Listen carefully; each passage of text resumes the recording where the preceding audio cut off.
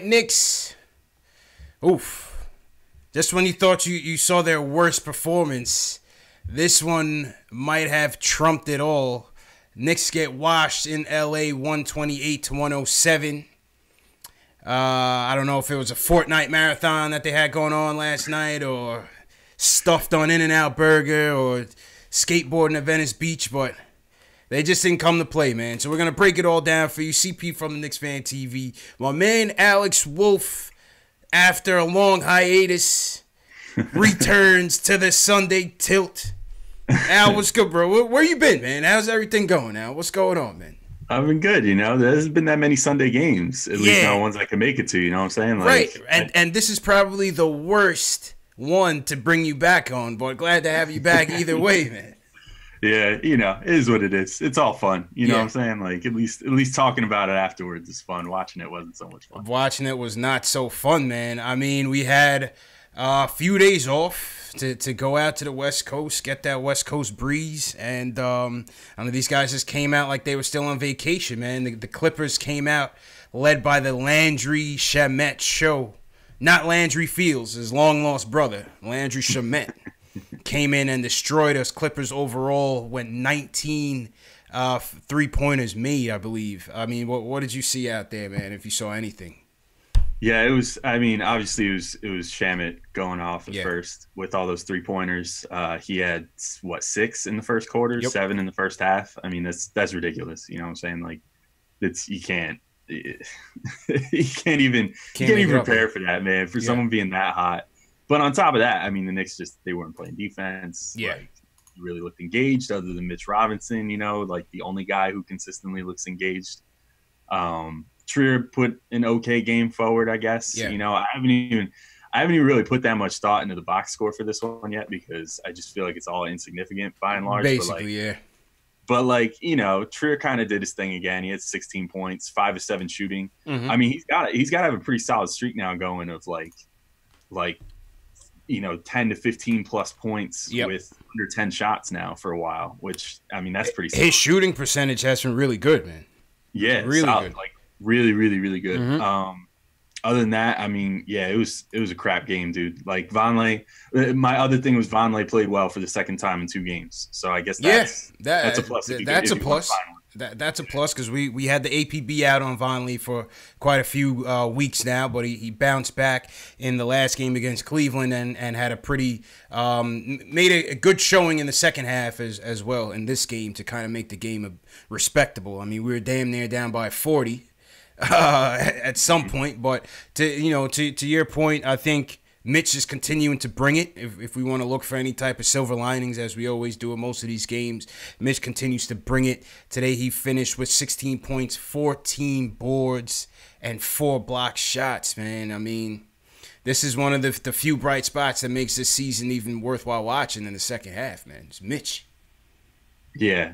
Yeah, Mitch is like the only reason to watch the Knicks right now. Like, if we're being straight, he's the only consistent reason. That's what I should say. He's obviously other guys show out different nights, but Facts. Mitch is like the only guy that you're tuning in every single night to see right now. Yeah. And I mean, he had some pretty fantastic moments. Like him and Montrell were going at it, man. They were going toe to toe. And he ate Trez's lunch a couple times too. Like especially Trez tried to drive on him a couple times and he blocked him. Yeah, through pretty nice. A couple times. And Mitch, he had another double-double, which is good. He's still not really that bulky yet, you know what I'm saying? Yeah. Like, guys don't typically add bulk throughout the season. If anything, they lose it. Mm-hmm. So it's not like he's gotten any bigger, like, muscular-wise this season, but he's getting better positioning, and he's really finding a way to kind of worm his way in there, like Dennis Rodman-esque, you know what I'm saying? Get his way in there and just find the positioning for the rebounds. So Facts. He's doing well. What I like about Mitch, I mean, outside of his play has been exceptional. I think he's averaging in the month of February. He averaged 11 points, 8 boards, 3 block shots. Rebounding numbers are going up. Block shots are going up. But you could just see his mentality. He's just maturing so fast. You could see him trying to lead out there. I don't know if it's the DeAndre Jordan effect or what it is, but we saw him in the gym late nights, putting in late nights, early morning workouts in the gym. He's real focused, man, for his age and not having had that experience at the pro level. You could see he's really taking it serious, so that's a good sign.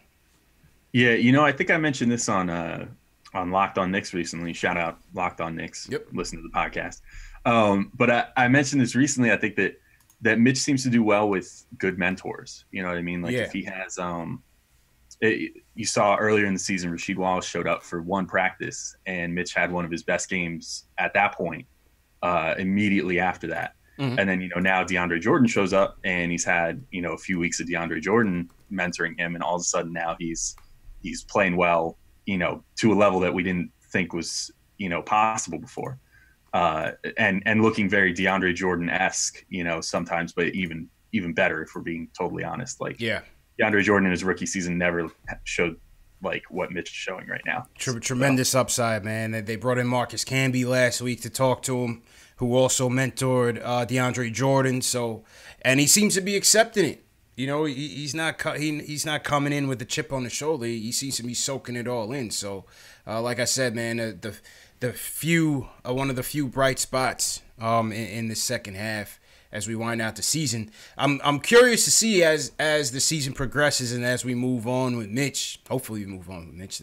That's another story. But curious to see if he kind of steps out the paint a little bit, tries to develop a little bit of a little mid-range, a little jump hook or something.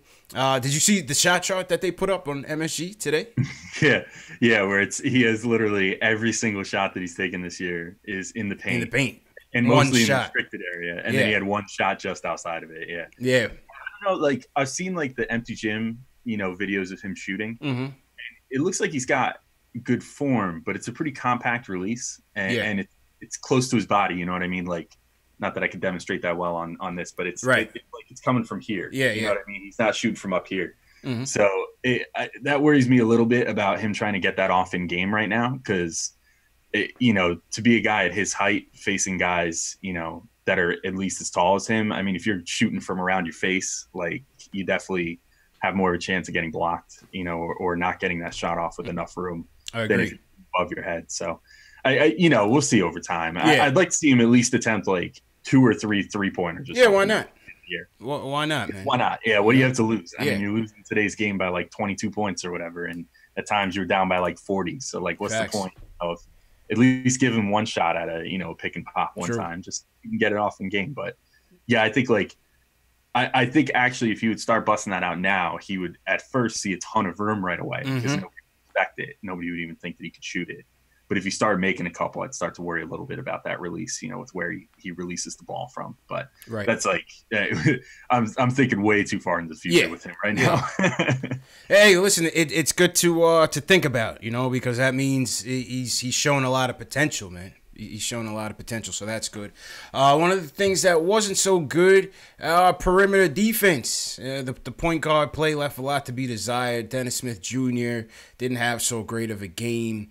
I mean, what's your overall take on DSJ in tonight's game and kind of going forward? Yeah, I mean, not a single guy on the Knicks could really defend the perimeter today. Yeah. So I'm not going to put that all on him. It kind of just they all just felt sleepy today. Yeah. Like it was one of those, and Fizdale talked about it a little bit after the game that like this is a trend now. This isn't just like a once or twice thing. It's like anytime they have one of these afternoon starts, they've struggled this year. Mm-hmm. And to what you mentioned before, you're kind of joking, but it might be the real case. These kids playing too many video games and stuff. These guys are in the suite going Fortnite dancing and whatever. Fortnite and everything. Whatever the hell that is, man. I can't get with it, man. I'm old. But I don't know. I mean, Smith, like I got to be honest, like I barely even have an opinion on what Smith did because I feel like I just kind of stopped paying attention to him after a few minutes. Yeah. Just because he was thoroughly unremarkable. Mm-hmm. I guess the same could be said for Moutier. I didn't find Moutier to be particularly great to watch today either. Yeah. He wound up with 16 points, but I mean, just the defense was just atrocious, and the reality of the matter is that you you can't go out there and like shoot like Moutier shot 40% today. Like you have to shoot a hell of a lot better than that if you're gonna not play defense. And the same goes for Smith. You know, Smith shot 27% today. You 3 for 11. Oof. 3 for 11 for DSJ. 8 points, 6 dimes, only 1 turnover. Oof. Building a brick house, man. I mean, good for him for still not turning the ball over much, you know, and 6 assists. Like, I have noticed he's very good at, like, very quietly accruing, like, 5+ assists every game now, since the Dallas trade, he's been on the uptick. Yeah. So, like, his assist numbers have looked great. His jumper just is looking real ugly lately. Looking real ugly, man. And that's one of the things I think you want to see from him as the season progresses. And if he's here going forward, is if he can get some sort of efficiency with his jumper.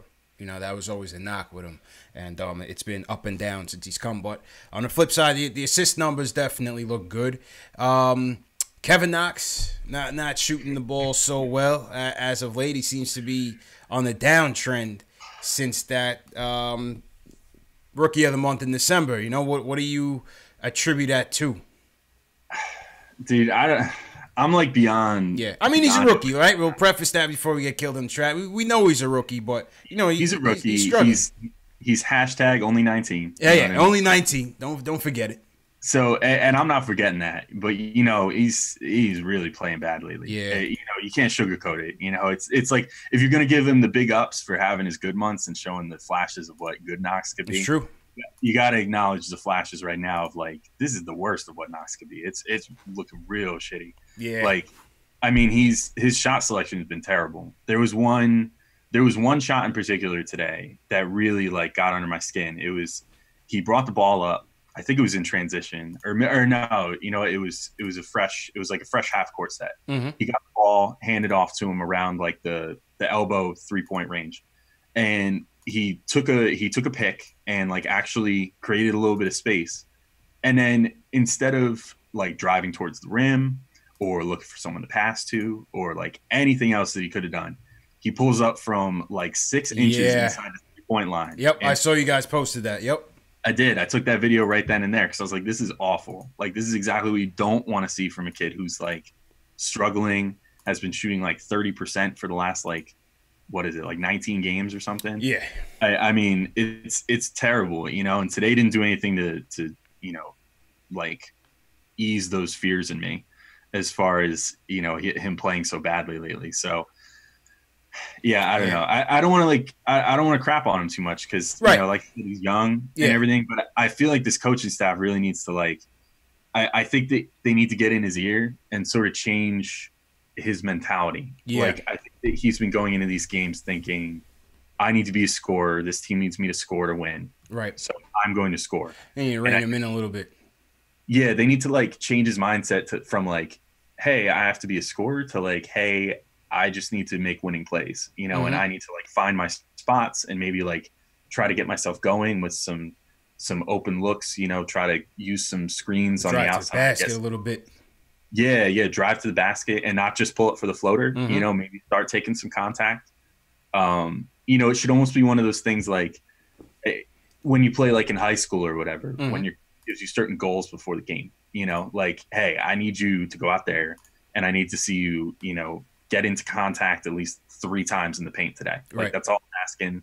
And then they go over it with him on film later, you know, whatever, show him what's good, show him what's not, and then work on it from there. But like he needs to start adding some new wrinkles to his game because clearly like he's figured out right now. Like he's not surprising anybody with what he's doing right now. He's certainly slumping, man. But we talked on it. We went on a podcast this morning with Jonathan Macri from Knicks Film School and talked about that a bit more, myself and Jay Ellis and Macri. So that was a good one.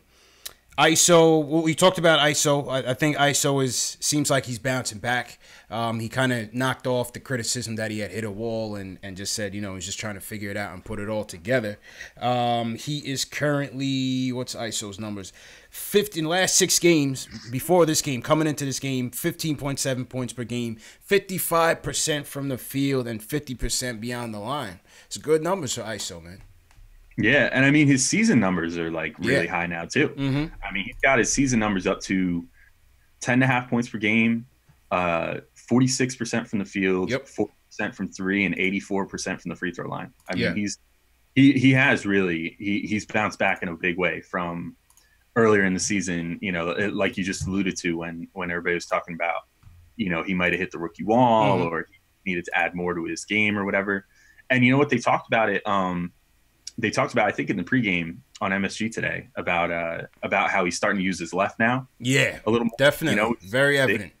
I just think he's been more decisive lately. I almost wonder if like playing with Kadeem Allen helped him a little bit, because a lot of the ways that he's been making his decisions on the floor lately have been kind of like a more improved version of Kadeem Allen. He was out there. It's like, don't let the ball sit in your hands for too long. Right. Like, figure out something to do. Either drive to the hoop or take a shot or find somebody to pass the ball to, but like don't just stand there and dribble. Yeah. You know what I mean? Much more intentional with his approach. I definitely noticed that as well. Much more intentional and patient.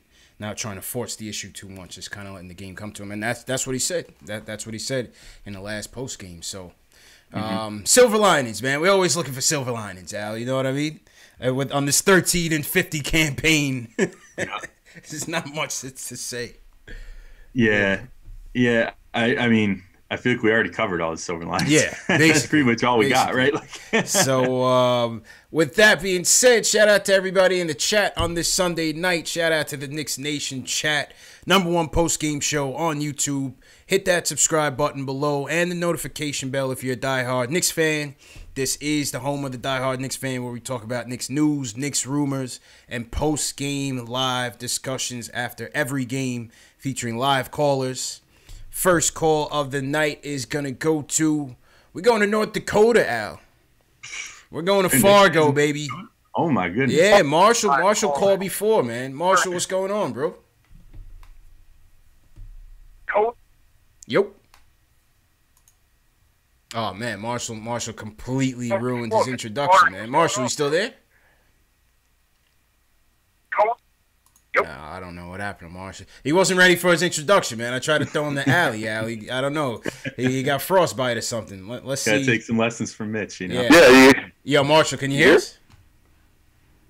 Yeah, I'm here. Can you hear me? Yeah, good, man. I might be having a little issues with the phones, but go ahead. How's everything? Hello? Hello? Hello? Can you hear me? Yeah, loud and clear, bro. All right, perfect. All right. So I was listening to you guys' Sunday morning podcast about Kevin Knox and everything. So this is just my opinion and just my thoughts about it. We're in essence, we're basically getting Kevin Knox's freshman, sophomore, junior years of college right now. I think he just came into the league way too early. He should have stayed in Kentucky and developed more and got a little bit more out of his college experience, as far as shooting, defense, and his overall motor and everything like that. That's just my opinion. That's fair. That's fair. I mean, you could say that about a lot of one and done players. The NBA is kind of weird, like the whole. What's that? I said you could definitely argue that with a lot of these one and done players. You could argue that a lot of these guys might need a little bit more seasoning at the college level. That's fair. Right.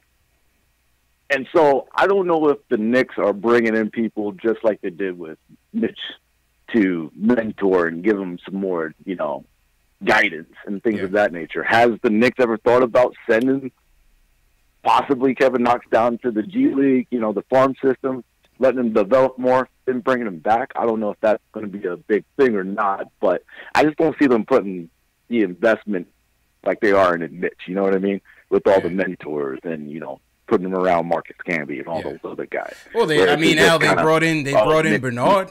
They gave him Bernard King.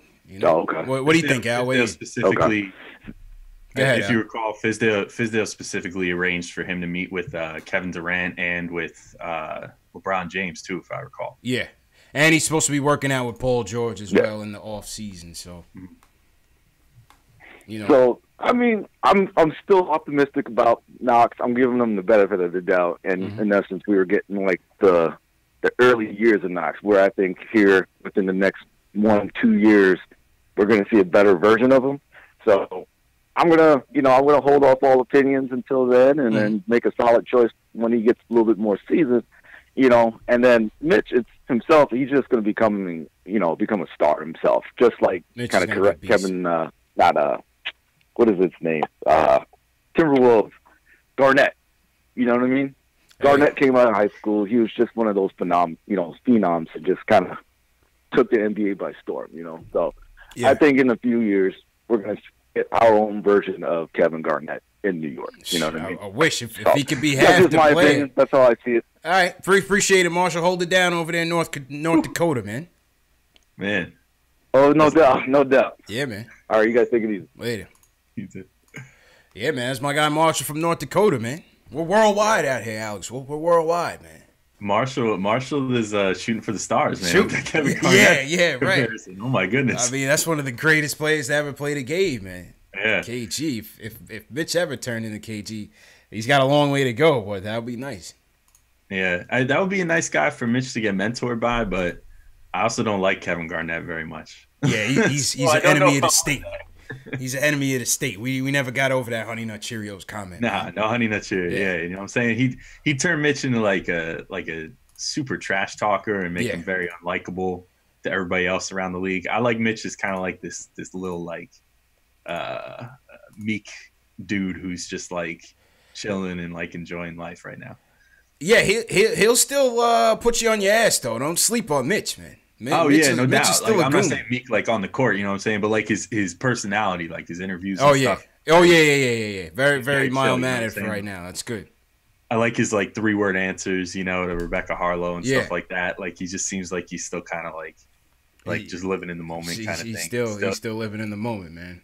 Still innocent. He hasn't lost his innocence yet. Yeah, man. Shout out everybody in the chat on this Sunday night. Hit that thumbs up button for your boys. If you're still a Knicks fan after 13-50, you deserve some credit. Hit that thumbs up button for your boys. Shout out 730 Terrorista, Ricardo Custer, what's going on? Craig Williams, who I see whose Mark is in here. What up, Mark? Chris, what's going on? Shout out to you guys, man. Shout out to everybody in the chat. Let's go back to the phones. Let's see who we got here. Let's go to Jersey. Jamal from Jersey wants to talk about Kevin Knox and Mitch. Jamal, what's going on? What's going on, fellas? How y'all doing? Chill, man. Doing good. How you doing? I'm all right. Real quick, great show earlier today with the Knicks wall thing. I enjoyed it. But with Macri, yeah, appreciate it, man. No problem. I want to talk about Kevin Knox. Maybe I'm a weirdo, but I'm really not worried about him. Yeah, I'm not worried. Personally, I'm not worried. I'm just pointing out the observation. You can't. It's hard to miss that he's building a brick house out there. But I'm still patient for sure. I think physically he needs to get stronger, which he will. Mm-hmm. I think he definitely suffering from sporadic to bad point guard play. Like he's not getting no help in those regards in that department. Mm-hmm. And if you look at the better games that he played this year, he's been active on the boards. Even like 2 or 3 games ago, Fizz had him bringing the ball up the court, was running some high action where he just controlling and touching the ball more. He goes a long stretch without being involved or waiting in the corners. I think he got to find out more lineups where Kevin Knox could be more active. And not out there with ISO Zoe and one of 3 trillion guards that ain't doing nothing much or doing nothing to help anybody else get better out there. Yeah. And Al, I think that could be part of the motor issue too that people talk about, man. Maybe like he's the type of player where like you have to, get the ball in his hands or some sort of, movement out there, or else he kind of shies away. Yeah, I think that the rest of Knox's game follows his offense. You know what I mean? Mm-hmm. I think that if he's not on offense, everything else suffers, because that's just kind of how the game works for him, I guess. And if that makes sense, you know what I mean? Like, if he starts off and he's 0 for 3 or whatever, then his first priority is getting his offense right. And then from there, everything else falls into place. So I think that's just kind of the issue with him right now. But I mean, to the point, like I'm not like worried about him yet. There's things that are concerning. And certainly when you have a stretch now of like 20 games, and even like in the middle of it, there was the All-Star break, which you thought would rejuvenate him, and he came back and he's kind of just still in the same spot. Mm-hmm. It's a little concerning. You know what I mean? Like, I just feel like he needs to maybe point guard play is part of it. You know, I don't know necessarily. Like, I think some of the issues with what he's doing is that sometimes he looks for his own shot when he should be just kind of like pushing the ball around the perimeter and stuff like that. Like sometimes the ball hits him and he decides that he has to take the shot. And you know, more power to him, because like ideally you want him to become a scorer that can do stuff like that. But you know, right now with how he's been playing, I think he just needs to look to like facilitate the offense more so than facilitate his own offense. To get into that rhythm. I hear that. Yeah. I hear that. So, but you know, it's a light criticism of him. You know what I mean? Like I'm not trying to like, you know. Yeah, no, we're not ragging on him by any means. We're not trying to do that. Yeah, we're not ragging. We're just pointing out the obvious. No, I understand. Yeah, definitely. I understand. All right, Jamal, I guarantee if you look at. All right, take it easy, fellas. Yeah, no, go ahead. You can finish your point. I didn't know if you were done. Oh, I was just about to say, if you look at the amount of easy buckets that he's got this year due to like other players or assists or point guard player, I would guarantee it's very minimal. His problem is he's trying to create everything on his own every time he get involved. And that's, to me, that's because of lack of offensive creativity and point guard play. Yeah. Okay. Well, and part of it too is he has to kind of embrace off-ball movement more as well. I think, you know, embrace like cutting and, you know, using off-ball screens and things of that nature too. And then I think the Knicks have some point guards that can find him in those sort of looks. Like Dennis Smith, I think has shown the ability to do that. Trier to some degree, you know, sometimes has shown that ability. And more importantly, and I mean, I know people have mixed opinions about him, but the best guy for finding people like looks within the offense, within the set plays is Frank Ntilikina, I think. And I think maybe you might see some more stuff for Knox if he starts embracing off-ball movement with a guy like Frank out there. He'd probably find the ball in some good spots. A player who they say is a more confident Frank Ntilikina, man, is Shai Gilgeous-Alexander, man. He's turning up on us, bro. He's been playing well. He's been playing well, man. Yeah, SJ had a good game. I was pretty impressed with him. Yeah. I mean, I was pretty impressed with a bunch of guys on the Clippers, obviously. Like, you know, when you route a team like that, number of guys. I think Montrezl Harrell definitely stepped his game up. He definitely stepped his game up. Harrell had like such a weird up and down game because he would go from getting like totally annihilated by Mitch to like you know, throwing down a hammer dunk or whatever. You know, it just seemed like every time he would like have something happen. Yeah, like it was just like, you know, just like yin and yang, like tit for tat. You know what I mean? Like he was just like get owned and then like next possession throw down a huge dunk. Yeah, you know, it was crazy. It was kind of an interesting game for him. He's a good player. Montrez, he stepped up. Danilo, you know, always got love for Danilo, man. You know, he never said too much.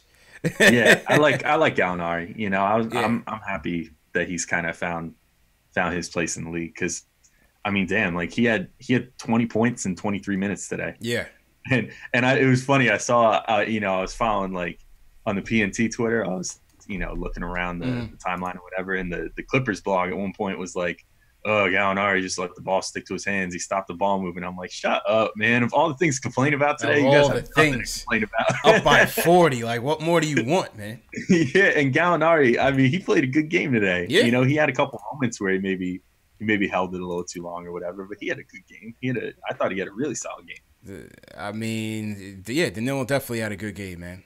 We'll see what the chat has to say. Shout out to everybody in the chat. Hit that thumbs up button for your boys. Hit that subscribe button as well. Share these videos, man. If you know any other Knicks fans that haven't seen this show, haven't called in, haven't joined the chat, definitely share this with your fellow Knicks fans. Lee Jones is not a Knox fan. He says he's trash. Let's see. Who's Mark says his college motor was terrible. So Who's Mark thinks that's the issue. The shooter says he's tired. Lee Jones says, don't make excuses for him. No, I'm not making excuses for him.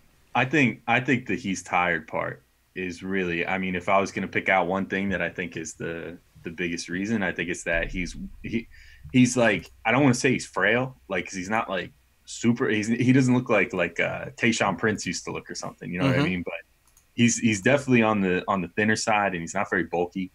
And I think that at this point he's now like double the amount of games he's probably ever played in his whole life. And a lot of minutes too, man. Yeah, a ton of minutes. He was playing that stretch where he was playing like damn near 40 minutes a game for like over a month. So and luckily I've seen Fizz kind of scaling his minutes back a little bit lately into the 20s again. So I think he's tired. I think that's honestly probably one of the biggest things is he's tired. Maybe they upped it so much to try to get his stamina up, knowing that the motor was an issue. Yeah.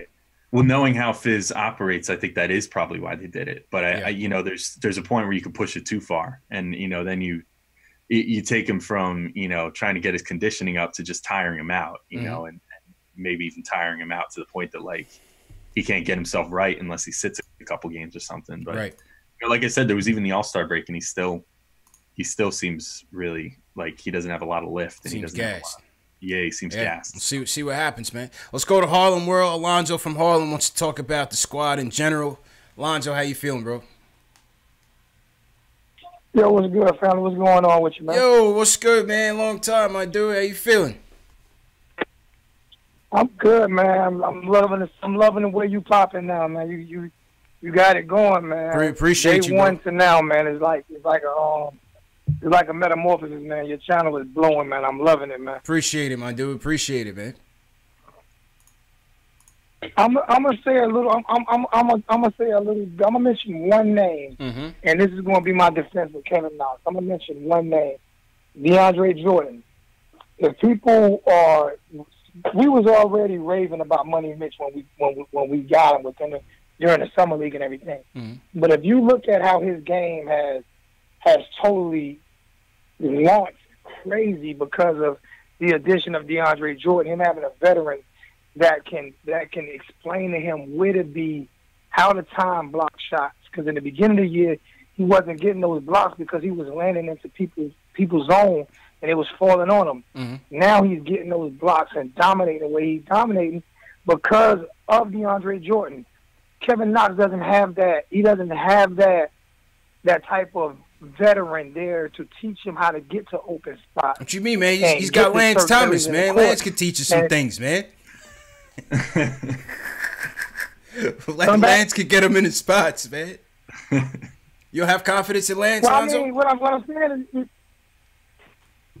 you kind of low. I can barely hear you. Come back. No, I said you don't have confidence in Lance, bro. Come on, man. No. I don't have confidence in Lance. Lance averages 2 points a game his whole career. So no, I have zero confidence in Lance Thomas to do anything, teach anybody anything offensively. He's a Swiss Army knife without a couple pieces. So he doesn't have that. DeAndre Jordan was an all-star. He was considered one of the best centers in the league at one time. So, I mean, he knows how to really play, how to affect the game in that way. And if you look at it, Money Mitch is not like shooting jump shots and scoring outside the paint and everything. He's playing the exact same way DeAndre Jordan plays. Yeah. So if Kevin Knox is going to play the exact same way that Lance plays, if he teaches how to play like him, you're really going to be disappointed. Nah, I hear you, man. You know what I'm saying? Then you're going to become, he's a bust. You see what I'm saying? Yeah. So I mean, he doesn't have that veteran guy that guy that can show him how to get in certain spots to score or do this and do that. And the other caller made perfect sense. He hasn't had consistent point guard play all season long. And I love Dennis Smith Jr., but he's not a pure point. So you don't have consistent point guard play all year long. You don't have the veteran there to teach you what spots to get to, where to shoot from, how to get there. You know what I'm saying? How to get separation. You don't have none of that, and he's still a 19-year-old kid. So he's basically learning with some coaching on his own. And that's not a recipe for success. It's possible. Appreciate the call, Alonzo. Al, who do you want to mentor, man? You want to bring Melo back? What's Melo doing? I think I made a point on Locked On Knicks about recently that I'd be cool with Melo, like mentoring Knox a little bit in the offseason. I don't know if I necessarily need him on this team. I don't think I need him on a roster. Yeah, there's some stuff that Knox could learn from a guy like Melo. Yeah. Or, obviously a guy like Durant. That's the guy. Look, if we're talking about the guys that I really want to mentor Knox, like get Kevin Durant, man. Like get him on this team because that's about the best mentor you could possibly have for a guy of Knox's stature. Yeah. And position and whatever. But there's plenty of guys that Knox could get mentorship from. And it's a good point that really there's no other like small forwards on the team. It's like Knox, and then it's Lance, and Lance is even Mario. You want him to learn from Mario? I guess Mario, but even like Mario and Lance have been used as small ball fours all year. Yeah, because they can't really hang as threes anymore. True. So I guess like Knox really doesn't have a great veteran presence that plays the way that he does to teach him how to play better as the way that he does. But I don't know. My whole thing with the point guard play is like, you could say the point guard play is lacking a little bit, but like guys like Jordan and like Mitch and, to a lesser degree, like Vonleh, even like some other like 3-point, I don't even want to call them specialists because we don't have any actual specialists on this team, but like Jenkins or Ellenson or Cornette or whatever. I mean, those guys find looks somehow. It's just because they have a certain role and they play it, and you got to kind of hit it from the basic angles first. And I don't know if Knox really plays anything at that basic level. He's always trying to do the more advanced stuff and the the solo scoring and that sort of thing. So, well, we'll see, man. We'll see. Yeah. It could be. I don't think there's any wrong hypothesis here with what's going on with Kevin Knox. I think, some people say motor. I see people in the chat saying motors. Others say, it could be point guard play. We'll see. Time will tell, man. Time will tell. Okay, let's go back to the phones. Raw Hebrew Remnant joins us. He wants to talk about the overall development of the team. What's going on, bro? What's up, fellas? I did hear the audio with Macri today. That was awesome, man. I'm glad for you and Jay Ellis. You guys blowing up. I knew you guys were going to bubble. I'm glad to see it, man. Appreciate it, man. You've been supporting since day one, man. So thanks a lot. Yeah, man. I'm always here, man, because you all are real for real on the Knicks tip, and I that's like for good or for bad. You there, and I've been there from like I said, I was a Knicks fan from the first, not the first championship, the second championship. I was been a Knicks fan. I was like 11 years old at that time. Okay. And I've been a Knicks. The only time I left was when they let Clyde go to Cleveland. I was so mad.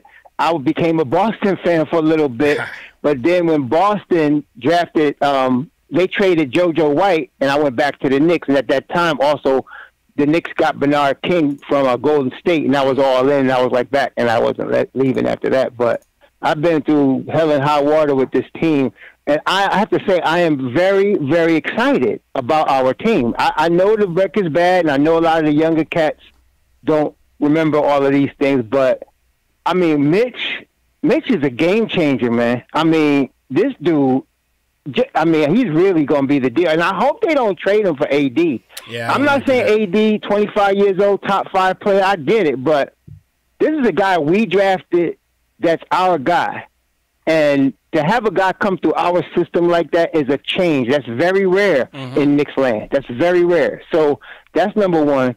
Number two, I'm excited to see him with Frank because Frank is our best perimeter defender. Say what you want about his offense. I believe his offense will come in time. People are just too impatient in New York. But if you let this kid, right now he's our best perimeter defender. If you give him and Mitch some time together with both of them healthy and they get to run a little bit for like 10 games, I think you're going to see something with just them two. Also, one more thing with regard to Knox, y'all need to chill a little bit, man. I was looking at Giannis Antetokounmpo's stats. He came in 2013. His first year, he played 25 minutes a game, averaged 7 points a game. Okay, this is his first year. His second year, he played 31 minutes a game and averaged about 12. And this is about what Knox is doing now. Knox, you can look at him. He's a very gangly teenager. He's not even completely coordinated yet. And the way these guys are drafted today as 18 and 19-year-olds, if you notice, like, look at D'Angelo Russell. all of a sudden, his fourth year, because this is when he would, like in the past, he would normally be coming into the league.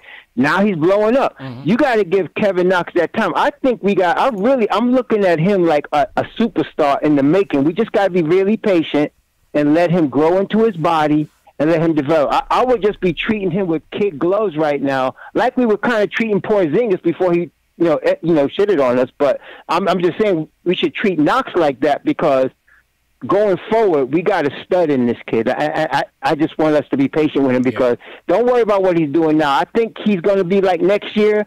He'll be able to move off the ball. We'll have more players, and he'll up his points a little bit, maybe 15 a game. By that third year, you're going to be glad. We're going to be glad we got him, man. You're going to be glad we got him. Okay.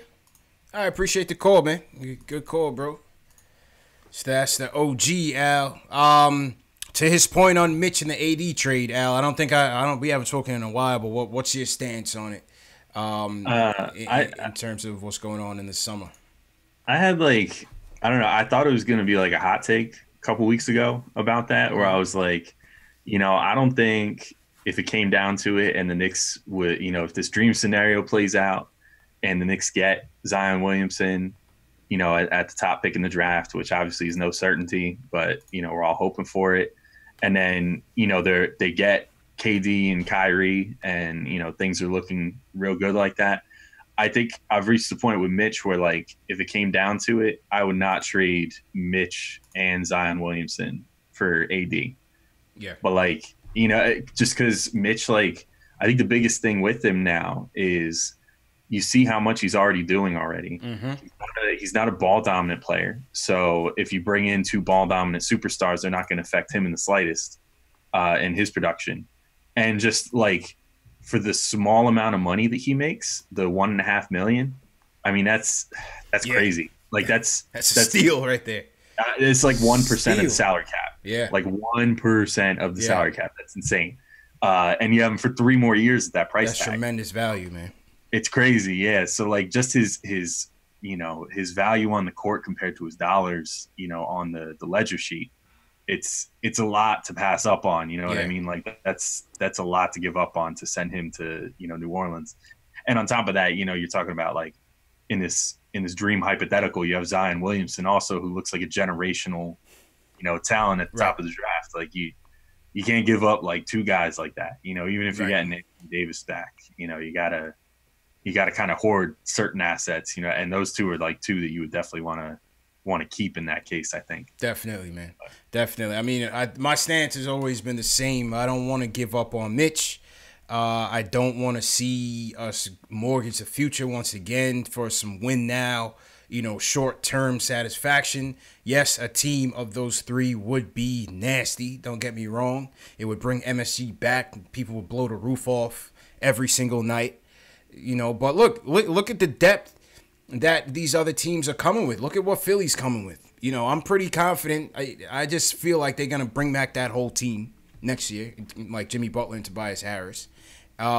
Milwaukee's got that depth. Toronto now has that depth. If Kawhi Leonard stays, they have that depth. You just, dump the whole team and bring in Anthony Davis. What are you really left with? You know what I'm saying? That's my whole point. What are you really left with? And so, as much as I respect him as a top player in the game and how much he would elevate this team if that dream scenario came through, they're going to want Mitch. They're going to want Mitch. And I just don't want to see us bail on another homegrown talent again. I want to see it through with Mitch. What they say, that the last rookie that was on the second deal with this team was Charlie Ward? If I'm not mistaken. Yeah, I think that's the true stat too, because that's unreal. You can't count Tim Hardaway that. Talking the Knicks, saw his whole rookie deal through and then signed to another contract. Yeah, it was Charlie Ward. It's been a long time. I don't want to see that, man. I don't want to see that. We had the front office eye, Spencer from Front Office Eye, on with us last Saturday. That was our first draft breakdown. And he broke down. He told me to shout him out on here, so I'll say hi to Spencer. All right, yeah, shout out Spencer. He did a good job. If you guys in the chat haven't seen our draft breakdown, check the menu at the top right-hand side of your screen. I always put all the latest videos, all the latest fan polls and stuff up there, so definitely check it out if you guys missed it. But shout out to Spencer. Al, have you been tuning into the college scene? Or are you looking at other guys outside of the Zion phenomenon? Yeah, it's tough. Like for me personally, I don't have like the amount of time to like dedicate the amount of time that I have to dedicate to the Knicks, and then also dedicate it to the college prospects. Yeah, it's tough, man. Like I've watched some Duke. Like Zion's obviously crazy. RJ Barrett, like from what I've seen, definitely like has potential to be a really good player. But there's definitely some trouble signs there for me. Like I think he's a little too score first sometimes. One game in particular, and I mean I think it was game plan wise, but that first loss that they had to Gonzaga was really ugly from him. I watched a pretty good chunk of that one where they gave him the ball like freaking like 7 straight possessions down the stretch of that game, and he couldn't convert one of them against college level guys. So yeah, and then like Reddish is worrisome because of all the shooting issues and all that, and Culver I keep meaning to watch more of because I hear really good things about him. I know Spencer's really high on Culver. He's high on him, yeah. He's got him as like number 2 on his board, I think. And Culver seems good to me. I mean, I love the percentages. I love the improvement that he's shown. Trying to think who else. I don't know. I mean, Morant, I haven't really seen much outside of highlights. Yeah. I just keep hearing about like he's like a highlight machine. Yeah. And that's cool. I mean, whatever. Like from what I understand, he's a pretty good player. He's leading the nation in assists, but he's also got a fairly high turnover number too, so that's a little worrisome. But okay. Now, question for you and question for you guys in the chat. I had posed this yesterday when I posted. I did a snippet of Spencer's breakdown of the point guards. He actually likes Darius Garland better than John Morant. It's from an offensive standpoint. They also went to Vanderbilt, so there's a bit of homerism going on there, which we called him out on. But shout out Spencer. If it comes down to it, and we touch on, let's say we go 3 through 5. And the point guards are there, would you still draft the point guard? Or Spencer was saying consider trading down. What do you guys think, Alex, and what do you guys think in the chat? Would you go the point guard, go someone else, or consider trading down if we hit like 3 through 5? I mean, I guess it depends on how high you are on the guys that are at the spot that you're at, right? So that's like the one thing. So let's say you're pick 3. I mean, then you figure probably Zion and let's say Barrett have gone already. Right. So then are you that high on Culver that you're like, okay, he's can't miss at 3? Or are you like, all right, if we trade down 3 spots or whatever to like 6 or something like that, like could we still get a player that we'd be just as happy with as like a Culver, or maybe even still get Culver, if other teams take Morant and Reddish and whoever else, you know what I mean? So it would probably require some info that I myself would not have. It would be info that like the Knicks front office would have, of like knowing what other teams are thinking about doing, what players other teams are high on, things of that nature, to decide how to proceed with that move. But I would definitely entertain trading down, like because realistically, I think this is like, as far as top players in this draft, it's a 1-player draft. Like it's Zion and then everybody else. And then like once you get past that, then it's like, okay, how high are you on any particular other player? And it's just like, if you can trade down like 4 or 5 slots and either secure another pick in the same draft or secure a future pick, and just kind of add to that treasure trove that you got in the Porzingis trade, then maybe you do that. I think it would be a good move. And I think there's enough, like, there's not like so much distance between, the 2 through maybe like 10 prospects in this draft that you can really be like, oh, like we're going to lose out on a huge talent by trading down 4 spots in this draft. Like, I really think this is one of those drafts where there could be, the player drafted at 10 could do better than the player drafted at 2 potentially. Right. That's interesting. That's interesting. Let's see what the chat says. Shout out to everybody in the chat. Hit that thumbs up button for your boys. A lot of people like RJ in the chat. T. Williams says no trade. He's not trading down. Chris, CR share says trade down. 7:30, Teresa says trade down for DeAndre Hunter. Yeah, that was another one that Spencer had liked in that kind of second or third tier. Natty Solo says Morant over everybody. Easy Win says we won't need Ja because Kyrie is definitely coming. Natty Solo, give me Garland over DSJ, but he likes Morant over everybody. T. Williams draft Ja Morant. He's the best available player after Zion. So T. Williams is going best available player. This is another thing I wonder, like, I wonder if some of those teams, like, let's say, like, the Suns win the lottery and they get number one. I wonder, I mean, you would think they wouldn't be able to turn down drafting Zion. Zion, yeah. They've been so desperate for a point guard for so long. I almost wonder if you could shoot them like, oh, we'll give you Dennis Smith and everything. And they might be like, oh, well, we could take. You get Ja Morant at that spot. Well, or not, like if you trade them Dennis Smith, then they're like, okay, we have Dennis Smith now, we have point guard, and we could still take, you know, RJ or Culver or whatever, and that would be as good of a haul. Maybe they'd be stupid enough to do that. No, I can't see. I mean, the Suns, it's amazing how terrible they are, but it also just goes to show you that a young team alone, just because you have the top prospects, it's not going to get it. It's not going to cut it. You know, you still need that balance. Yeah, when you need to scout well. And draft well and everything else. I mean, you look at like they got Ayton there putting up all kinds of numbers or whatever, you know, double doubles and crap. Right. But they had Doncic at number one, and they literally hired Doncic's coach from the EuroLeague. Like I don't know what was going on in their brains last draft, but facts. Yeah, I don't know. Yeah, they've got a scouting problem over there. They've had how many top 5 picks, and they've come away with what, like Dragan Bender. Marquise Chris. Alex Len. How about that one? Alex Len. Josh Jackson, who's playing a little better, but isn't really that good right now. They could have had so many other guys. Right players, man. It's not an exact science. Man. No, let's go to the phones. Let's go to Dion from Park City. He wants to talk about Coach Fizz, and he wants to keep DSJ. Dion, how you feeling, man? What's your thoughts on this draft question that we just talked about? As far as the draft process, I'm not even worried because we got Ninja P, like you call him, man. That's Jay Ellis. Jay Ellis calls Scott Perry Ninja P. Yo, for real, man, I love that dude. He moves in silence, man.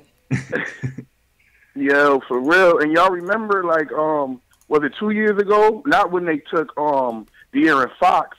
But before that year, when they took, like, Justin Jackson, Harry Giles, and it was, like, somebody else they took in that draft, that's what really made me start looking at him. Like, I was like, yo, who is that behind the scenes making this move? Yo, he killed that. I think that was the same draft. That was De'Aaron Fox. The same draft. Yep. Same draft.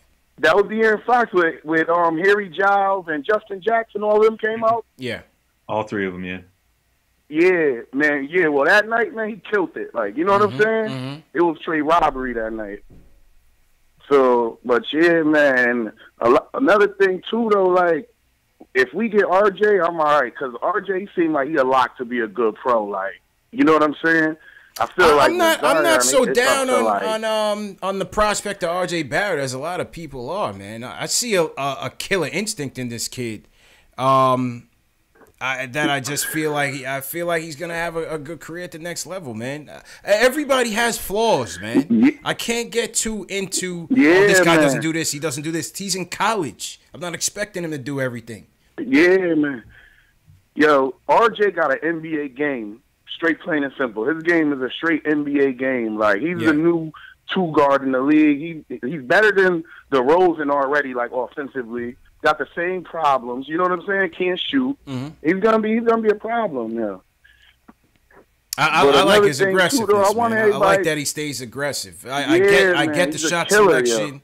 I get the defensive woes. I get that he doesn't move the ball that much, but I wouldn't be mad at it with at the 2 pick. Yeah, you gotta wonder. Yeah, man. I would like RJ out there, man. He looked like he got that New York state of mind. Yeah, man. Go get it. Al, what were you saying?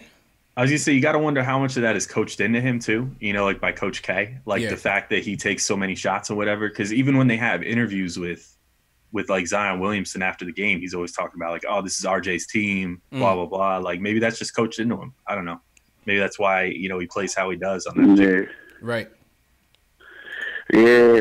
A lot of those dudes, though, you give them the green light, they don't always take it, man. If you give him the green light, it look like he gonna go for it. But yeah, man. Another thing too, though, I want everybody to give some love to Coach Fizz, man. When we was on them little couple game winning streaks, and you know what I mean, in a lot of close games, everybody was saying, giving a lot of praise to a lot of different things. Money Mitch, that's my dude. He be rocking. But nobody ain't say nothing about Coach Fizz, how he got them boys running through a wall for him, man. I love that. That's fair. That's fair, Al. I mean, Fizz is certainly deserves some criticism. But listen, the players, the players play hard for him. The kids love him. You've seen ups and downs. You've seen some ups from a lot of players. Whether it's Vonleh had his moments, Moutier's had his moments, Mitch has had his moments, Iso's had his moments, even Knox has had his moments. So, they seem to be playing hard for him. Yeah. Still. And that's just a tribute to him coming in every day, and them believing in what he's doing, because it's man. Once you start losing, man, you see a lot of dudes quit, man. I haven't seen none of these young dudes quit yet. And then with the rotations he got set in place, I know you talking about it on a previous show. When you out there with Trier, Mitch Robinson, that whole second unit, them boys having fun when they playing together. I love watching them play, man. I don't even care about free agency like that. I love watching this young team play. I want to see where they could go with a couple new pieces. Yeah, we'll see, man. Al, what's your take on it? As far as Fizz getting a couple more pieces on the team? Yeah. Yeah, I mean, I definitely think that, the stuff with Fizdale, I think, has been exaggerated maybe a little bit. Some of his late game coaching decisions and stuff. Because I think that he's not prioritizing necessarily winning every game. You know what I mean? He's definitely. You can see by how he coaches the end of certain games that he doesn't really care who's out there if it's going to result in the win. He just wants to see people in certain situations. The London game stuck out to me with that. He didn't care. He just left Timmy out there. He left a lot of his weaker defenders out there, and had Mitch and Frank on the bench, if I remember correctly. Yeah, exactly. So I mean, there's definitely he shows some bright spots. I think the biggest thing that I like with Fizz so far is that he's great at getting the players to buy in to whatever he's doing. And I think that'll be valuable if this team has a lot of turnover going into next year and a lot of new faces and stuff. That's going to be a valuable skill, is that he'll be able to get this team together quicker than, most coaches, hopefully. True indeed. As far as his play calling and stuff, I mean, there's definitely he's still figuring it out, I think. But you also have to consider, I brought this up a number of times, different places over the season, but you got to consider that he's coaching a bunch of kids, you know what I mean? So he's probably trying to keep things pretty simple, for them. And that, I think, results in some, less than inspiring plays sometimes that he draws up after timeouts and stuff. Granted, some of them have just legit been pretty bad, but I think he's even shown some growth in that area throughout the season. So. And to your point in keeping the offense simple, on our podcast with Macri, he brought up that point about the offense, and he thought that this type of offense was more appreciated to a potential free agent, ball dominant free agent like a Kevin Durant or a Kyrie Irving, who can kind of come in, get those high pick and rolls and kind of create for themselves. But my question to him was, is it that, or is it Fizz just keeping it simple based on the personnel that we have right now? And maybe once a roster stabilizes a little bit, does he get a bit more creative with the offense and emphasize a bit more off-ball movement? Yeah, I think the answer is probably somewhere in the middle, like it usually is. I think it's a little bit of both. You know what I mean? Yeah. It's part that it's part that Fizdale's keeping it simple for the kids, and part that also I think he does favor a point guard in particular that can kind of run the game for him. Get the points, but also get some assists, get things going. But in a lot of ways, getting things going means scoring the ball. You look at Mike Conley under Fizdale, had, one of his best seasons, and then, a part of another season that was one of his best seasons. Yeah. In large part, I think because Fizz is a guy that empowers the point guard position a lot. Sure.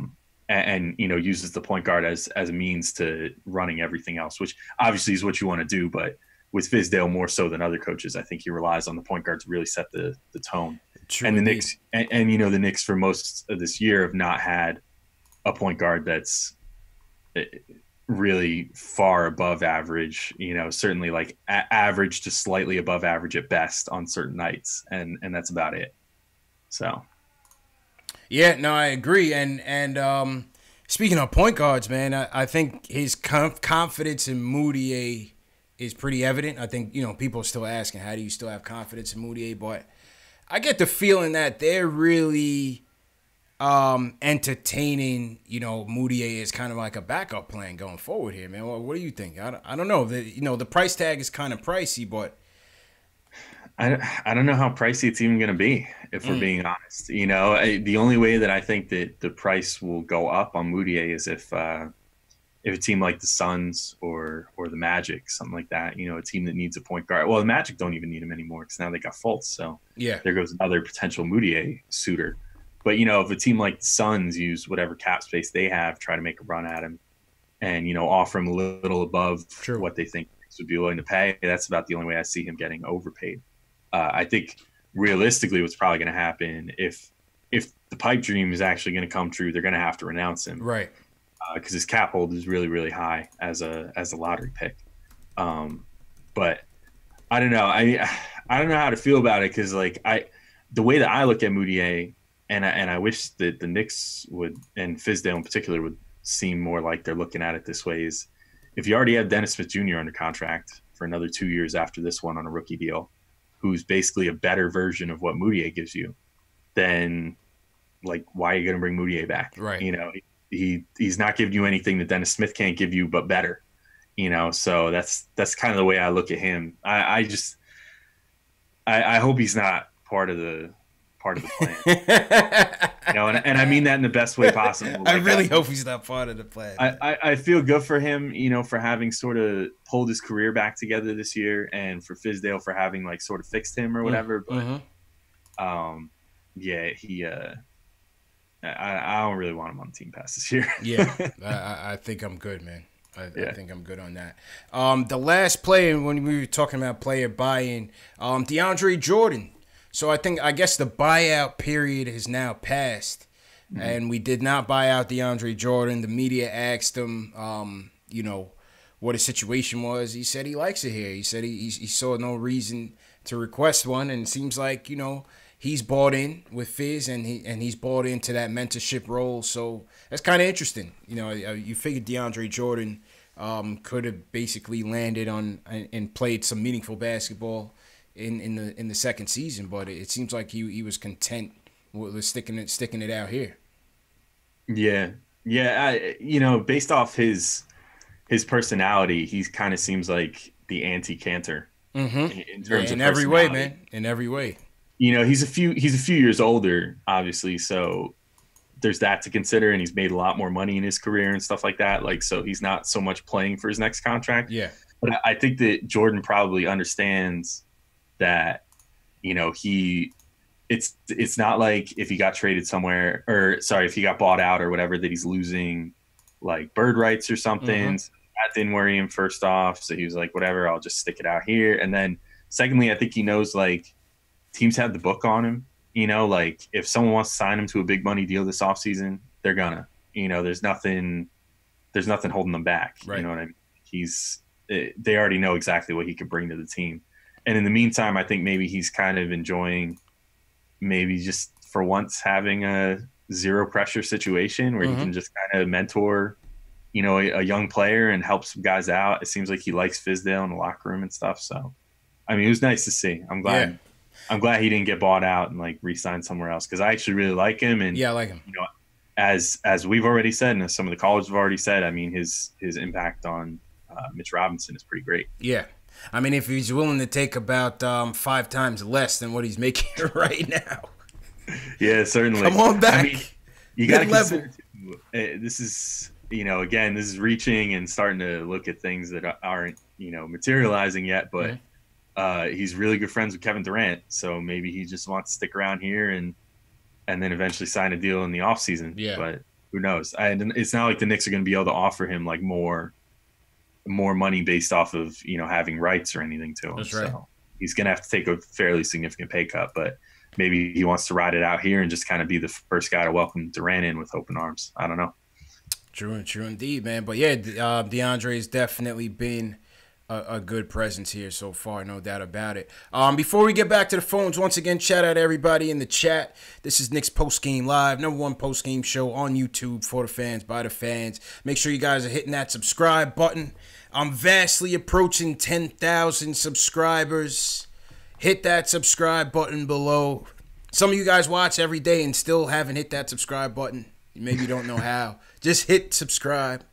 If you know any Knicks fans, you share these videos. This is the best way to promote the channel. That's why I always ask you to hit that thumbs up. I always ask you to subscribe and I always ask you to share, because clearly the more people we get in here, the more we get on the phones, the better the show is. It's all about the fan opinion and what you guys have to say.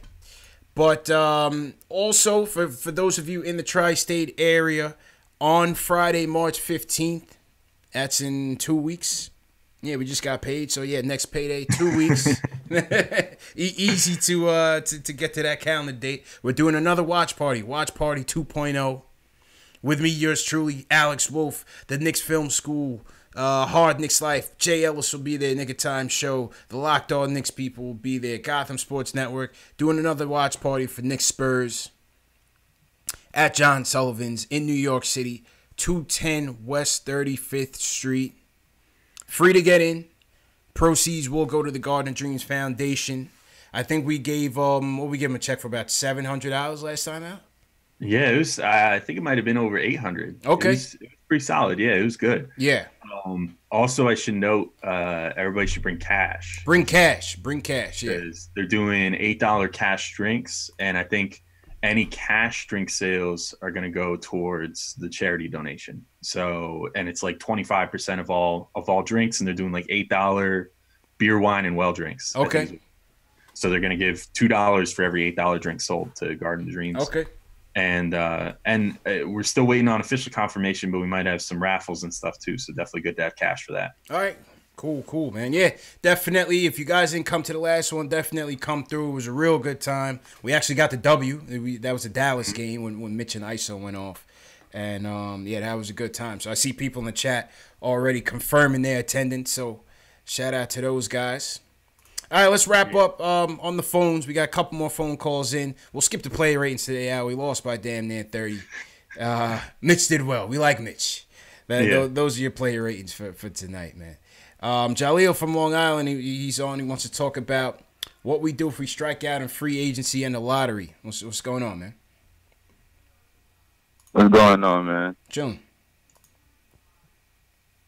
I had a quick question for you. Because, like, as everybody else, I've been a lifelong Knicks fan, and we always lose. Like, in free agency, in the season, we just always lose. So my thing is, like, if we're already used to losing, what happens if we don't get Kevin Durant and we get, say, the third pick and we get a R.J. Barrett or a Cam or a Ja Morant? What happens? Are we cool with, like, re-signing a DeAndre Jordan and then just letting Mitch and all those guys just build? We might have superstars. Like, we might not have to get a Kevin Durant because we might have superstars. Kevin Knox might turn into a Kevin Durant.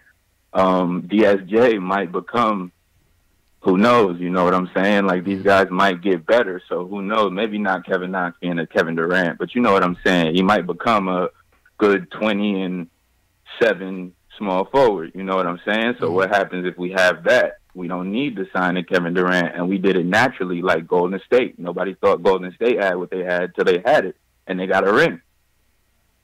Al, what's your backup plan, man? So I think you go one of two routes, or maybe a combo of both. If you strike out on the big free agents, obviously that's the plan. You know, chase these big free agents, see if you can sign, you know, some of the best players in the league, Durant, whatever. If you don't do that, you're one of the teams with the most cap space in the whole league going into the offseason, and it may be the most. I think it's the most, and like the Clippers, if they unload Gallinari, would have almost the same or whatever. But yeah, my idea for a backup plan would be, one, using that cap space to take on some big 1-year deals that are in their last year, such as a Gallinari or something like that, to help other teams create space. If you know for sure that no other players are coming to your team, use your cap space and collect more assets that way, be it a young player or two or some draft picks or whatever you can get. Just rent out that cap space for a year. And then the way that I would fill out the roster is do kind of not that the results are great right now because of how they've been handling things recently with, dealing with their young players and stuff. But you do the Lakers model, I think, then after that.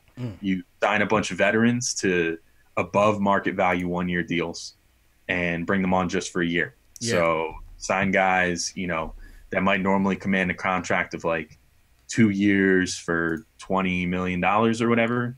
Sign them to like a 1-year, like $14 million contract, and just roll with them for 1 year, that kind of thing. And then make sure that cap space can still be open in the next year or the years afterwards. And, I think that's going to be the way to go and the way that the Knicks should look to do it if they're not able to secure those big free agents that they want. Yeah, I agree with you, man. I think my backup plan would be just stay patient. Stay patient. Keep the money. Don't burn it on a Chris Middleton or, Vucevic, even though he killed us the other night. But I wouldn't – those aren't the type of guys I want to sink max money into. Not even Tobias. I love Tobias, homegrown kid. I wouldn't do that. Keep the money. Like Alex said, you can use the cap space as a weapon to absorb bad contracts with the benefit of taking on additional picks. That's how you win this asset allocation, asset acquisition game, like how Danny Ainge plays it. That's how you win that. Look at what the Nets did on how the Nets rebuilt their team. Bum-ass Nets and all. That's what they did. They didn't have the flexibility of drafting players, so they had the cap space, they took that on. And again, agreeing with you, Al, signing some veterans. Like I said, if DeAndre comes for $5 million, you bring in DeAndre. If we don't get a Kyrie Irving or, even a Kemba, if you want to say Kemba, get a veteran point guard in here. Not one that, you want to be in competition with these guys, but one that can teach. One that could teach. The callers made a point earlier about maybe get a veteran for Knox, a veteran swingman. So, those type of moves when you bring in some vets that know how to win and fortify that with the draft picks, that could turn into some good things for us, even if we don't, get those 2 max free agents. Yeah, for sure. I mean, those are, exactly what you said. You don't want to get guys that are going to be thinking, you don't want to get the Cantors of the world that are going to be, veterans that are in here thinking that the playing time is meant for them. Right. But the brilliant thing of the whole thing, like if you strike out in free agency, is that you still have all that space. So like a guy like DeAndre, then you wouldn't have to be like, oh, like DJ, you have to take like $5 million for a year or whatever. Then you could be like, all right, well now nobody else is coming, and we got all this extra cap space laying around, so we'll give you a big fat deal for this year, and then we'll have some actual like bird rights on you for next year. Right. So you could spend like $15 million for one season on DeAndre Jordan or something like that. Do basically what the Mavs did with him prior to trading him to the Knicks. So, and that's obviously something that he's good with, I guess, because he did it with the Mavs too, and the Mavs didn't really look like they were gonna make the playoffs or anything this year. So, that's kind of how I'd handle it. You know, just be smart. Don't give out any long-term contracts unless the player's absolutely worth it. Like unless you're talking about a top 20 player, even top 10, 15, whatever. Make sure that they're guys that, if paired together or whatever, are going to be able to actually put your team over the hump. Rather than just, stranding yourself as like a 5 seed, or something like that. Because we've been there before. That's not the best existence in the whole world. Not at all, man. Not at all. Shout out to everybody in the chat once again. Omar, what's going on? Omar says most likely we're getting at least one top free agent, so Omar's confident there. 7:30, Teresa says, in Ninja P we trust. I'm with him on that one. That might have to be the next shirt. In Ninja P we trust. Shout out Scott Perry. Yeah, man. All right, let's go back to the phones. Who's Mark from the chat wants to chime in on the Kevin Knox talk? Mark, what's good, bro? So what's good, Knicks fan? How you feeling, bro? I'm all right, man. Yo, I'm going to be there at the bar when time comes. Yeah, come through, man. March 15th, man. Definitely. Everybody's welcome, man. I'm going to come through. Okay. So, listen, I don't want to come down on Knox, but I've seen this coming with his motor. And I've seen it since college, and it's bad. Like, it's a bad trait to have as a young player. Because it's going to be very, very hard to instill him to be active. Because in college he wasn't much of an active player. If he didn't really get the ball, or if he didn't play in pace, he would just he reminds me of Andrew Wiggins, and I'm afraid of that. I'm highly afraid of that because someone so talented, even if he don't get the ball, he should be able to rebound, cut, set screens. He does neither. If the Knicks aren't playing with a certain amount of pace, you won't see him. He will take bad shots. And then it's like he's like a deer in headlights when he has the ball. He doesn't have much of a passing ability. I just don't like that kid's motor. And if you don't have a motor coming into the NBA, you will get lost very fast. And I understand, I have to deal with it now because he's on our team and everything. But that thing scares me alone. And please, Knicks fans, don't compare him to Kevin Durant. That's really, really disrespectful. He's not in Kevin Durant's boat. Not from college. No, there's nothing about him that smells Kevin Durant. That's a false. The most he'll be, the best he will be a high quality. He could be a starter, a high quality starter that could shoot the ball because he does have a shooting touch. It's more about with him. If we had someone that necessarily draws double team all the time, that we really don't, he'd probably get better shots. So he takes a lot of forced shots due to the fact that we don't have anybody that really bends the defense enough for him to get wide open shots. That's why when he gets the ball, he takes the shot quicker than anything. He has to be able to set his feet. Once he don't set his feet, it's a bad shot. You can see it every time. Like Timmy. Every time. Like Tim Hardaway used to do. Yeah, you can see it every time. Watch his feet. But he could be a good shooter. Once he's set with his feet, he could be a good shooter. That's one thing that said, okay, I could deal with him because before the draft, I would have took Shane. I'd have took Shane off the Clippers. I'd have took him. I'd have took Trae Young or Wendell Carter. Those was my picks before Knox because I didn't like the motor. And he's having a big problem with that motor. He's having a huge problem with that motor, and that's hard to fix in a human being. Sorry. I hope you're wrong, man. It's very hard. But yeah, hopefully he's not. He's raw. He's raw, but yeah. The thing is, I don't like that he fades away like that when he doesn't get the ball, if he doesn't score. He has to learn to say, okay, if I don't get the ball 5 plays down, let me disrupt the offense on defense because he's long enough. He can rebound. He's capable. Yeah. But the motor adds on to that. Now, if he had a motor, he would be doing it a little more, but he doesn't have it. He lacks, and that's a bad trait to have when you're playing basketball. Now where you at on the draft, man? What's your take on the draft so far in the non-Zion? This is what I want to talk about because the guy I forgot the guy's name who you on the air with. Alex. Everybody's talking about RJ. Which for me, he reminds me of left-hand DeMar DeRozan, but more of a ball hogger. People say he has a little bit of playmaking skills, a little bit, but he's more of give me the ball and get the hell out my way. That's the type of player he is.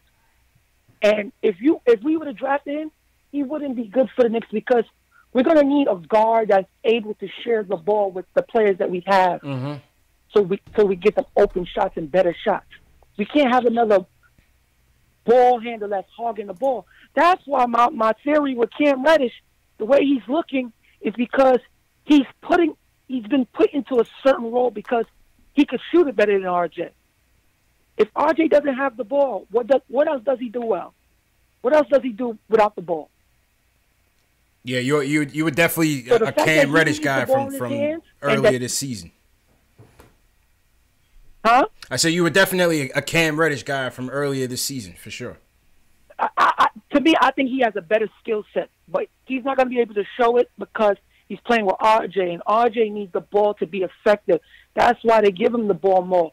And Zion can play off the ball. That's what makes them good, because Zion and Cam can play off the ball. Okay. Because they cut, they shoot, and they do other things. They have great tangibles. I'm not a big RJ guy. For me, it's either, if I can't get Zion, I probably would trade up in the draft. And you know who I would trade for? I would talk to the Hawks, because RJ would be a great fit for Atlanta, because they're going to need a guy that say, get the hell out my way. Okay. Right, I think he'll be a perfect fit there. Appreciate the call, Mark. That's Mark Wayne, and Mark needs his own show, man. He's long-winded, man, but he comes with a passion. He brings it, man. That's I rock with Mark, man. I definitely rock with Mark. You know. Billy back to the chat said you asked him a question. That was a big mistake. Yeah, I want to hear what he had to say. I want to hear what Mark has to say, man. You know, he definitely comes with a lot of points. But yeah, his prospect has been Cam Reddish from the beginning. But I don't know, Cam is an enigma just because you don't really know. You know, is Zion and RJ kind of stymieing him? He had a couple good games this season, but by and large, he's been up and down. He's been kind of inconsistent this season. Yeah, people got some of those same concerns with Cam about the motor as they did with Knox. Exactly. So I'm kind of surprised to hear he's so high on him. To be totally yeah, that is surprising, right? That is surprising. Yeah. But I think what he's saying is, and Spencer mentioned it too. Spencer thought that he could be the most talented of the three, but he just hasn't been able to put it all together. Yeah, I mean, of course he probably could be, but yeah, I don't know with Cam. Like the biggest thing is, you know, I don't think he's necessarily been cast in the best role for him. Like I think he needs the ball in his hands a little more. From what I understand, and he's just kind of been looked on as like basically a spot up shooter, right? Like 3-and-D type guy on Duke. I don't think that's necessarily the best thing for him, but yeah, I don't know.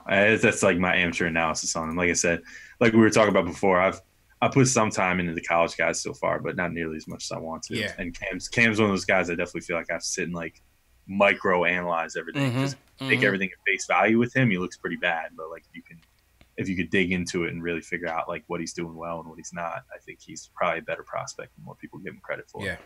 Time will tell, man. Time will tell. But like I said, we had Spencer on our draft prospect show last week. If you guys missed the show, definitely check it out in the menu at the top hand right. And we'll have Spencer on later on after the lottery. We'll be breaking it down probably after the tournament as well, because, you know, stocks rise and fall after the tournament. We'll get Schwinney on. We definitely got to get Schwinney on for his perspective as well. Just get your bleep button. Yeah, we'll get the profanity button close by.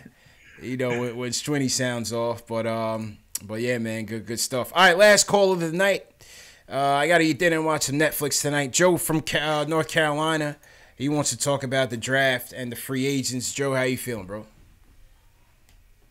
Good. What's up, fellas? Good, man. How you doing? Yeah. Good. I just wanted to real quick get in.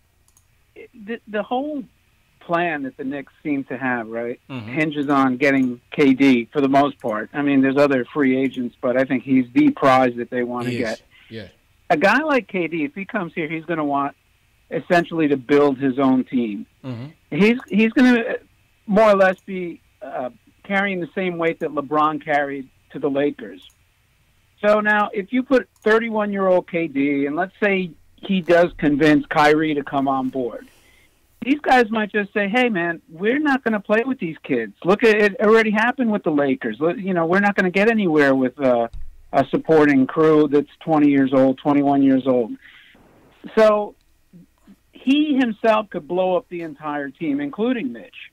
So that's why I'm a little leery of this whole thing, because, like, if they would have kept KP, you know, all the noise aside of what he wanted to do, what he didn't want to do, next year Hardaway would have been off the cap and the other guys would have been off the cap. So they would have had a bona fide young star if he was healthy, and you could still build around him. So I just wanted to know what you guys thought about that. Like, bringing in a guy like that, his Durant caliber guy, he's going to have a ton of control and personnel decision influence. And is that necessarily a good thing? Because the way it's playing out with the Lakers, with LeBron, who's arguably a little bit better than KD, it doesn't seem to be working out all that well. So that was my point, and then you guys can go eat and have dinner. Yeah, there you go, Joe. Appreciate the call, man. Appreciate the support. I mean, Ali has a fair point, man. He has a fair point. How do you see that, potentially playing out? Yeah, I'm definitely. It's not lost on me. It's definitely a something that I could see potentially playing out. Because a guy like Durant. Although the way that he's been talking lately, it's easing my mind a little bit, and I feel like he's kind of setting up the world for Durant that doesn't necessarily think that championship or bust is the only option. Because, shit, if he's about to win his third, he's probably like, he's like, now let me be a businessman in New York. Yeah, which is kind of what LeBron was doing. But you know what? Everybody thought LeBron would be patient too, and then now look at him, and he's like Mr. Patient now. Yeah. So I don't know exactly what to make of it. Like, I definitely think there's a chance that Durant coming here could kind of derail things if it goes the wrong way. But then there's also the point to consider of, like, if another free agent comes with him, let's say it's Kyrie, and the dream scenario happens, then you have Durant and you have Kyrie already, and already there you're way ahead of the game compared to what LeBron was able to, But do you see the windows? Because I continue to say that the windows aren't really aligned with the young core that we have, and then bringing in two max players.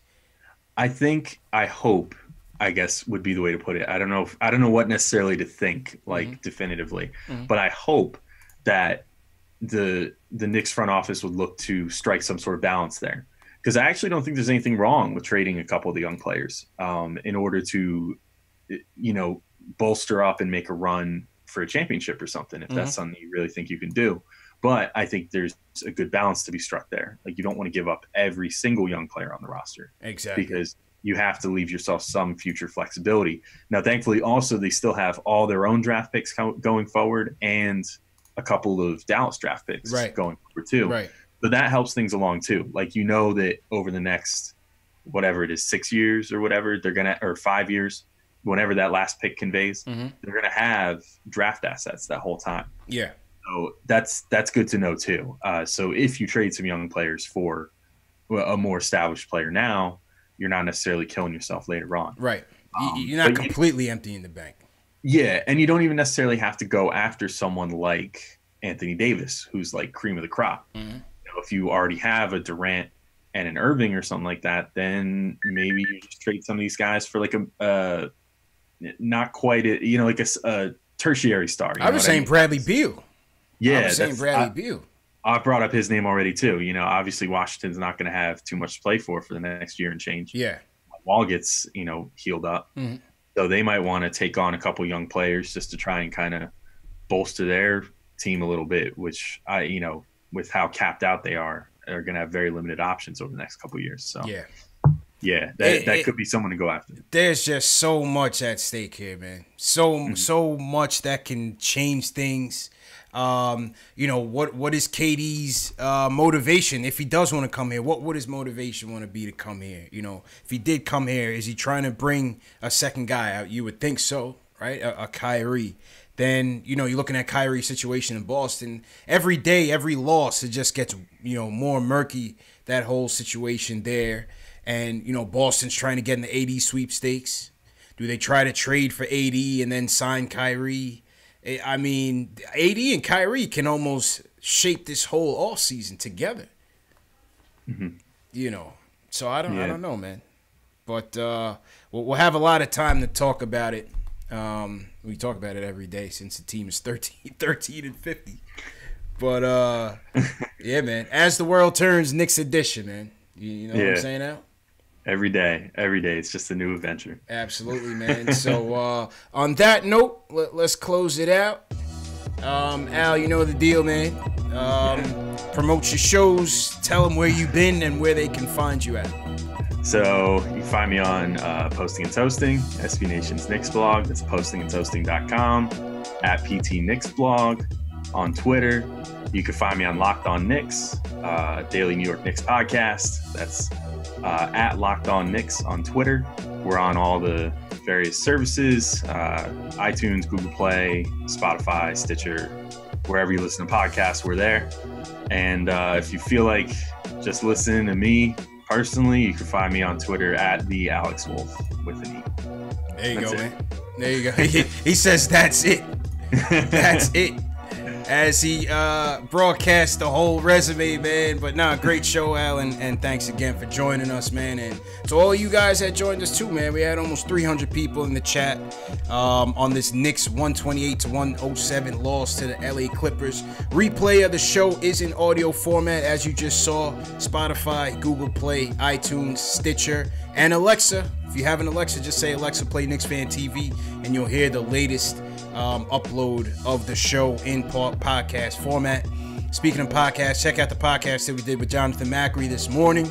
I put it up in the show notes at the top hand right of the screen. Had a good conversation, me, myself, and Jonathan Macri, just touched on the season and having a couple laughs as well. So you guys will definitely enjoy it. The draft episode, the replay of the draft episode with Spencer as well is up in the show menu. Merch, you guys want the merch? The Mitch Please t-shirts. Just made a new one for number 14. You know who he is. Hit the link in the video description to the merch. Got a lot of nice hoodies and t-shirts for you guys. Next guest next Saturday is gonna be Tommy Beer from Forbes magazine. He's gonna be joining us, probably breaking down some crazy random stat that you hadn't heard before, Al. So shout out Tommy Beer, and yeah, man, that's the story. I'll check you guys on the replay. The replay of this show should start up at about 10 p.m. and run throughout the night. So thanks again, everybody, for coming through. Thanks for everybody for calling. And we'll see you guys Wednesday, man. Knicks versus Kings post-game show. CP and Jay Ellis. Al, thanks again, man. Enjoy a productive week, man. Yeah, of course, man. Anytime. Yeah, just call me on. I wish there was more Sunday games so I could be here more. Yeah, man. You know what I'm saying? We need more matinees so I can bring back my tradition. Absolutely, man. But yeah, we'll definitely catch up again, and I'll check you guys, man.